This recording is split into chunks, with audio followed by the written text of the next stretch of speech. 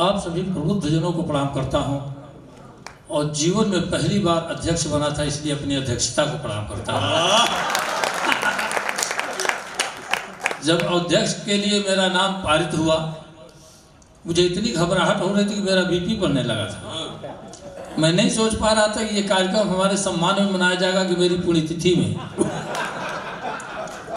मैं सही बता दूं, हमको ये अब जितने लोग हैं सब में वरिष्ठ मैं ही लग रहा हूं क्या।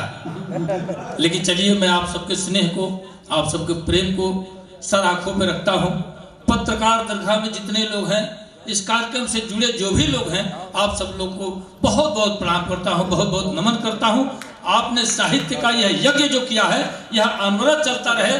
बादशाह प्रेमी आए ना आए ये मायने नहीं रखता है। सज्जनों, इससे हमारी सामाजिक समरसता बनी रहती है। मेरा मन तो बहुत कुछ था पढ़ने के लिए, लेकिन थोड़ा सा विचलित मैं इसलिए हो गया हूँ।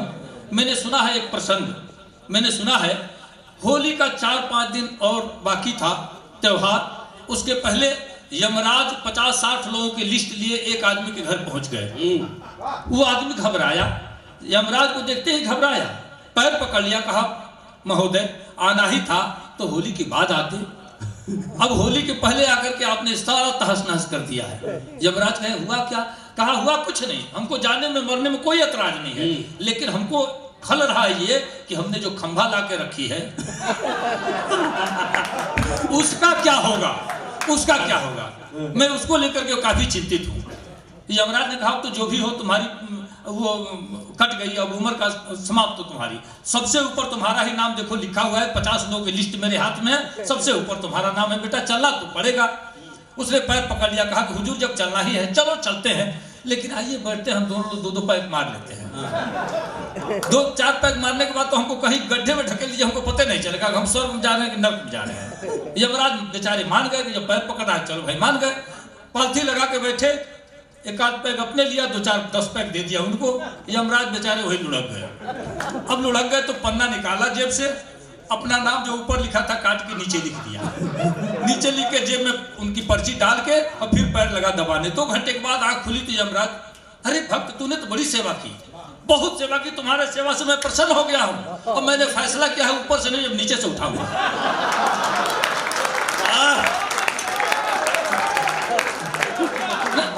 कुछ ऐसे ही फैसला मैंने कर लिया है। जो मूड बना के बैठा था कि आज हमको ये सुनाना है, भाई पंकज प्रखर का बहुत धन्यवाद करता हूँ। हमारे अनुज हैं, बड़ा स्नेह करते हैं, लेकिन स्नेह का मतलब ये भी नहीं कि हमको ऐसा बना दीजिए कि पता चले जवानी में ही बुढ़ापा आ जाएगा। 4-5 बार ऐसे हमको अध्यक्ष बना दिया गया तो समझिए सारी कविताएं हमारी खत्म।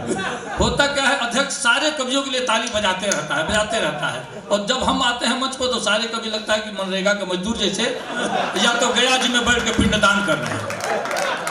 ये स्थिति हो जाती है, कुर्सियां खाली पड़ने लगती हैं। मैं एक छंद पढ़ता हूँ, थोड़ा सा मन मिजाज बनाइए। पंडित श्याम नारायण पांडे जी की यह पावन धरती है, जिन्होंने छंदों को एक नया आकार, एक नया रूप दिया। और कविता सज्जनों, कविता मन की मंजरी रहे, रस छंद भाव से भरी रहे, निज यथा कथा के साथ साथ शब्दों की जादूगरी रहे। कविता केवल और केवल शब्दों की जादू का। मेरी बहनें माताएं बैठी हुई हैं, आपको बता दूं मेरी 2 बेटियां हैं, 2 बेटे हैं। बड़ा वाला बेटा वीडियो बनाता है, मेरी दोनों बेटियां बैठ कर ताली बजाती हैं, वो बादशाह प्रेमी आपके सामने हास्य की कविता पढ़ रहा है। सुनिए, मैं आप सबके स्नेह को, प्रेम को बहुत बहुत नमन करता हूँ। सुनिएगा, एक छंद सुनाता हूँ यहाँ से, जो खाली पड़ी कुर्सियां हैं देखिएगा, थोड़ा सा मन मिजाज बना दीजिएगा। मैं चार्ज हो जाऊंगा तो रिचार्ज करके जाऊंगा, विश्वास करिएगा। सुनिए, स्वागत है। कि पूना से नमूना मेरे साथ आ रही थी, किंतु बोरीवली बोलकर मलाड में चली गई। महाराष्ट्र में एक जगह है, मुंबई में, बोरीवली मलाड। पूना से नमूना मेरे साथ आ रही थी, किंतु बोरीवली बोलकर मलाड में चली गई। और फोटो फेसबुक पर जो वायरल हुआ तो मित्र, खुशियों की झड़ी मेरी झाड़ में चली गई। खाली पड़ी कुर्सियां और सोते हुए श्रोता देख, कविता की कड़ी भी कबाड़ में चली गई। खाली पड़ी कुर्सियां और सोते हुए श्रोता देख, कविता की कड़ी भी कबाड़ में चली गई। और पहले तो देखा मैंने भीड़ भाड़ थी बहुत, धीरे धीरे आधी भीड़ भाड़ में चली गई। देखिए, पहले आदत हमारी थी 10-5 लोगों के बीच भी मैं कविता मैं भी सुनाता था। लेकिन आदत खराब हो गई। जब से भीड़ के बीच में पढ़ने का मन होने लगा तब से आदत खराब हो गई है। एक छंद और मैं बता दूं सज्जनों, कविता क्या है? हंसते हंसते आंखों में आंसू ला दे, रोते रोते होठों पर हंसी ला दे। तो कविता का मूल्यांकन होता है, क्योंकि शब्दों के सागर से मोती निर्विघ्न निकल कर आता है। स्वर सूर ताल लय छंद बंद गुंजायमान हो जाता है।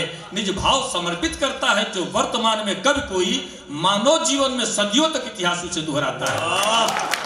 ये पंडित श्याम नारायण पांडे की वो धरती है जिसको सदियों सदियों तक जाना जाएगा। इसलिए इस पावन धरती पर पढ़ता हूँ। सुनिएगा, एक छंद पढ़ता हूँ कि प्यार की बात भली न लगे जिनकी अब दूर जवानी हुई है। प्यार की बात भली न लगे जिनकी अब दूर जवानी हुई है। ज्ञान कथा समझे न कभी रूपसी जो किसी की दीवानी हुई है। और त्याग कहा अनुराग कहा जब स्वार्थ ही पटरानी हुई है। और चैन की नींद कहा उनको जो गरीब की बेटी सयानी हुई है। चैन की नींद कहा उनको जो गरीब की बेटी सयानी हुई है। बहुत देर तक आपको झेला नहीं सकता। मैं हास्य का कवि हूँ और निखालिस हास्य पढ़ता हूँ। मेरा अपना मानना है जो व्यक्ति 24 घंटे में केवल 5 बार ठहाके लगाए आजीवन स्वस्थ रहता है। यकीन मानिए, दिल का दौरा कभी नहीं पड़ सकता। अगर पड़ जाए तो बादशाह प्रेमी को फोन मिलाइएगा। जब पड़ जाएगा तो क्या मिलाएगा, सबको पता है। आप विद्वान लोग हैं, पढ़े लिखे लोग हैं। देखिए, हम लोग विद्वान नहीं हैं। कवि होने के लिए विद्वता की कोई आवश्यकता नहीं होती है। मसी कागज छुइयो नहीं, कलम कहियो नहीं हाथ। कबीरदास के ऊपर बहुत सारे लोगों ने डॉक्टरेट की डिग्री ले ली, लेकिन वो कितने पढ़े थे? आप पढ़े लिखे लोग हैं, हम लोग लिखे पढ़े आदमी हैं।